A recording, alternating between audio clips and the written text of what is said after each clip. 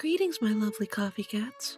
Today I wanted to do a special video talking about all the early warning signs I had before coming out. Things I can see in hindsight that I really couldn't see back in the day. So, one of the things was how I betrayed myself in video games. For years I used to just be, well, me. I would just recreate me. And I did this for a long time. But one day I was playing a game called Skyrim, and I absolutely hate the male models in Skyrim. So I made my first female model. It was a Khajiit, because Khajiit has well if you have coin. But you see, I had a really active imagination back then. Even now I still do.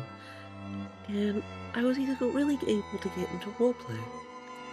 So, I found that as I was playing this character, that something felt right. I was more confident, able to be snarky, and able to be who I wanted to be. And because of this feeling I got from playing female characters, well, I only played female characters from then on. Unless, of course, I didn't have a choice. So that was early warning sign number 1. Early warning sign number 2 is actually further back in my memory. I used to argue with people who tried to teach me to be body trained about why I felt that standing up was stupid, and I didn't understand why I had to stand up to pee. And I still, honestly, kinda hate standing up to pee. I don't like it, never have, never will. It's kind of a silly early warning sign. But all of those are one thing. But another one, and a major one, was how I did VTubing right from the start. You see, my first instinct when I first created my VTuber model wasn't to make some guy or a representation of me. It was a representation of who I wanted to be, who I wanted to play. And that was a female guild leader that was a changeling with lots of different forms. Now, I scrapped this idea a long time ago. I still have some of the models from it if anyone ever wants to see them though. But that was my original plan.